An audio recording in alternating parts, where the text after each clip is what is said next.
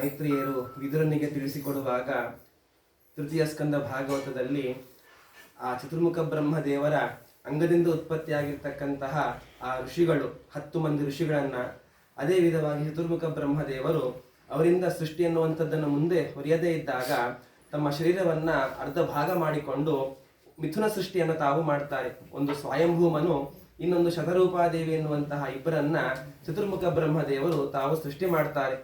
ಸೃಷ್ಟಿ ಮಾಡಿ ಅವರಿಂದ ಪ್ರಜೋತ್ಪತ್ತಿ ಮುಂದೆವರಿಬೇಕು ಅಂತ ಹೇಳಿ ಕೇಳಿಕೊಂಡಾಗ ಆ ಸ್ವಯಂಭೂಮನು ತಾನು ಪ್ರಾರ್ಥನೆ ಮಾಡಿಕೊಳ್ಳುತ್ತಾನೆ. ಏನು ಅಂತಂದ್ರೆ, ಪ್ರಜೋತ್ಪತ್ತಿಯನ್ನು ಮಾಡಬೇಕು ಅಂತ ಹೇಳ್ತಾ ಇದ್ದೀರಾ, ಆದರೆ ಪ್ರಜೋತ್ಪತ್ತಿಗೆ ಕಾರಣೀಭೂತವಾಗಿರ್ತಕ್ಕಂಥದ್ದು ಭೂಮಿ. ಆ ಭೂಮಿ ಎನ್ನುವಂಥದ್ದು ಘನೋದಕ ಸಮುದ್ರದಲ್ಲಿ ಅದು ಮುಳುಗಿದಾಗ ಆ ಭೂಮಿಯನ್ನ ಎತ್ತೋದಕ್ಕೆ ಸಾಧ್ಯವಿಲ್ಲ. ಅಂತಹ ಭೂಮಿ ಆಶ್ರಯಭೂತವಾಗಿರ್ತಕ್ಕಂಥದ್ದು, ಅಂತಹ ಆಶ್ರಯ ಇದ್ದಾಗ ಪ್ರಜೋತ್ಪತ್ತಿಯನ್ನು ಮಾಡಲಿಕ್ಕೆ ಸಹಕಾರವಾಗತ್ತೆ. ಆ ಭೂಮಿಯನ್ನು ನಮಗೆ ಪ್ರಸಾದ ರೂಪೇಣ ಕೊಡಬೇಕು ಅಂತ ಕೇಳಿಕೊಂಡಾಗ ಚತುರ್ಮುಖ ಬ್ರಹ್ಮದೇವರು ಭಗವಂತನ ತಾವು ಸ್ತೋತ್ರ ಮಾಡ್ತಾರೆ. ಭಗವಂತನ ಸ್ತುತಿಯಲ್ಲಿ ತಾವು ಮಗ್ನರಾದಾಗ ಚತುರ್ಮುಖ ಬ್ರಹ್ಮದೇವರ ಬಳ ಮೂಗಿನ ಹೊಳ್ಳೆಯಿಂದ ಒಂದು ಭಗವಂತ ಅವತಾರ ಮಾಡ್ತಾನೆ.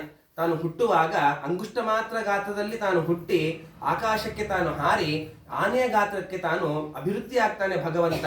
ಅಂತಹ ಭಗವಂತನ ರೂಪವೇ ವರಾಹ, ಆದಿವರಾಹ ಅಂತ ಕರೀತಾರೆ. ಭಗವಂತ ಶ್ವೇತವರಾಹ, ಆದಿವರಾಹ ಅಥವಾ ಯಜ್ಞವರಾಹ, ಈ ವಿಧವಾಗಿ ಅನೇಕ ವಿಧವಾಗಿರ್ತಕ್ಕಂತಹ ಹೆಸರುಗಳು ಭಗವಂತನ ಆ ರೂಪಕ್ಕೆ ನಾವು ಕಾಣಬಹುದು. ಏಕಶೃಂಗ ವಿಷ್ಣು ಸಹಸ್ರನಾಮದಲ್ಲಿ ಏಕಶೃಂಗೋ ಗದಾಗ್ರಜ ಅಂತ ಹೇಳುವಾಗ ಏಕಶೃಂಗ ಅಂತಂದ್ರೆ ಈ ಆದಿವರಾಹ ಅಂತ ಹೇಳಿ ಅರ್ಥ. ಯಾಕೆ ಅಂತಂದ್ರೆ ವರಾಹ ಪರಮಾತ್ಮ ತಾನು ಅವತಾರ ಮಾಡಿದಾಗ ಯಾವ ವರಾಹಗಳಿಗೂ ಕೂಡ ಕೊಂಬಿರುವುದಿಲ್ಲ.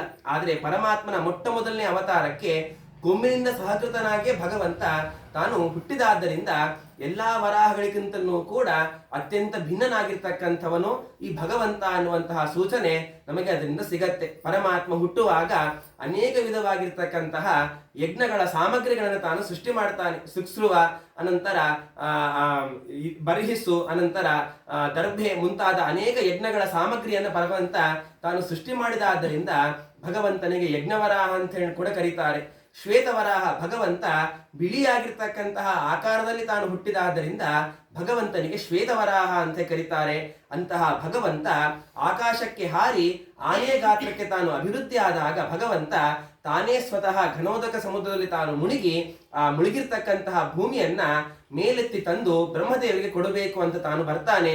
ಬರುವಾಗ ಬ್ರಹ್ಮದೇವರ ಅಂಗದಿಂದಲೇನೆ ಉತ್ಪತ್ತಿಯಾಗಿರ್ತಕ್ಕಂತಹ ಒಬ್ಬ ದೈತ್ಯ ಹಿರಣ್ಯಾಕ್ಷ ಅಂತ ಹೇಳಿ, ಆ ಹಿರಣ್ಯಾಕ್ಷ ಭೂಮಿಯನ್ನು ಎತ್ತುವಾಗ ತಾನು ತಡೆದಾಗ, ತಗೊಂಡು ಹೋಗ್ಲಿಕ್ಕೆ ತಾನು ತಡೆದಾಗ ಪರಮಾತ್ಮ ಆ ಕೋಡಿನಿಂದ ಆ ವರಾಹನನ್ನ ಯಾರು ವರಾಹರು ಪರಮಾತ್ಮ ಹಿರಣ್ಯಾಕ್ಷನನ್ನ ತಿವಿದಾಗ ಆ ಕೋಡಿನಿಂದಲೇನೆ ಮೃತನಾಗ್ತಾನೆ ಆ ಹಿರಣ್ಯಾಕ್ಷ.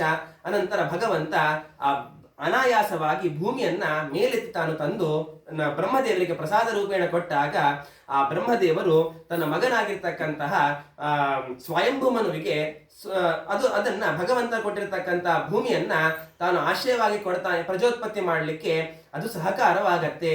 ಈ ವಿಧವಾಗಿ ವರಾಹದೇವರನ್ನ ವರಾಹರಿ ಪರಮಾತ್ಮ ತಾನು ಪ್ರಾದುರ್ಭಾವಗೊಂಡಾಗ ಅನೇಕ ದೇವತೆಗಳು, ಚತುರ್ಮುಖ ಬ್ರಹ್ಮದೇವರೇ ಮುಂತಾದ ಅನೇಕ ದೇವತೆಗಳು ಆ ಭಗವಂತನನ್ನ, ಆ ರೂಪವನ್ನ ಚಿಂತನೆ ಮಾಡ್ತಾ ಸ್ತೋತ್ರ ಮಾಡ್ತಾರೆ. ಈ ರೂಪವನ್ನ ಚಿಂತನೆ ಮಾಡುವಾಗ ರಾಘವೇಂದ್ರ ಸ್ವಾಮಿಗಳು ತಮ್ಮ ಜೀವನದಲ್ಲಿ ಪ್ರತಿನಿತ್ಯವೂ ಕೂಡ ಆ ಭಗವಂತನ 10 ಅವತಾರಗಳನ್ನು ಕೂಡ ತಾವು ಕಾಣುವಾಗ ವರಾಹ ದೇವರನ್ನ ತಾವು ಚಿಂತನೆ ಮಾಡುವಂತಹ ಕ್ರಮ ಎಂಥದ್ದು ಅಂತಂದ್ರೆ, ಆದಿಸೂಕರ ಧರೋಧರಣಂತೆ ಸಿಂಧು ಬಂಧು ಜಡರಾಚ್ಯುತಿ ಗೀತಂ ಮಾದೃಶಾಂ ಭವವಯೋಧಿಕತಾನ ರಕ್ಷಣೆ ಪರಿಚಯಂ ತದವೈ ಮಹಾ ಅಂತ ಹೇಳಿ ವರಾಹ ದೇವರನ್ನ ರಾಘವೇಂದ್ರ ಸ್ವಾಮಿಗಳು ಈ ವಿಧವಾಗಿ ಸ್ತೋತ್ರ ಮಾಡ್ತಾರೆ. ಏನು ಇದರ ಅರ್ಥ ಅಂತಂದ್ರೆ, ವರಾಹ, ನೀವು ಭೂಮಿ ಎನ್ನುವಂಥದ್ದು ಘನೋದಕ ಸಮುದ್ರದಲ್ಲಿ ಮುಳುಗಿದಾಗ ಅನಾಯಾಸವಾಗಿ ಅದನ್ನ ಮೇಲೆತ್ತಿ ತಂದು ನಮ್ಮನ್ನ ಉದ್ಧಾರ ಮಾಡಿರ್ತಕ್ಕಂಥವ್ರು. ಆದ್ದರಿಂದ ಘನೋದಕ ಸಮುದ್ರದಲ್ಲಿ ಮುಳುಗಿರ್ತಕ್ಕಂತಹ ಭೂಮಿಯನ್ನೇ ಎತ್ತಿ ತಂದವರು ನೀವು. ಸಂಸಾರದಲ್ಲಿ ಮುಳುಗಿರ್ತಕ್ಕಂತಹ ನಮ್ಮನ್ನ ಎತ್ತೋದು ನಿಮಗೇನು ಅಷ್ಟೊಂದು ದುರ್ಲಭವೇನೂ ಕೂಡ ಅಲ್ಲ. ಆದ್ರಿಂದಾಗಿ ರಕ್ಷಣೆ ಪರಿಚಯಂ ತದವೈ ಮಹಾ, ನಿಮ್ಮನ್ನು ಹೊರತುಪಡಿಸಿ ಈ ಸಂಸಾರದಿಂದ ರಕ್ಷಣೆ ಮಾಡುವಂತಹ ತಾಕತ್ತು ಬೇರೊಬ್ಬರಲ್ಲಿ ಯಾರಲ್ಲಿಯೂ ಕೂಡ ಇಲ್ಲ. ಆದ್ದರಿಂದ ವರಾಹ ನಮ್ಮನ್ನ ರಕ್ಷಣೆ ಮಾಡುವಂತ ಹೇಳಿ ಆ ದೇವರನ್ನ, ವರಾಹರು ಪರಮಾತ್ಮನನ್ನ ರಾಘವೇಂದ್ರ ಸ್ವಾಮಿಗಳು ಈ ವಿಧವಾಗಿ ತಾವು ಸ್ತೋತ್ರ ಮಾಡ್ತಾರೆ.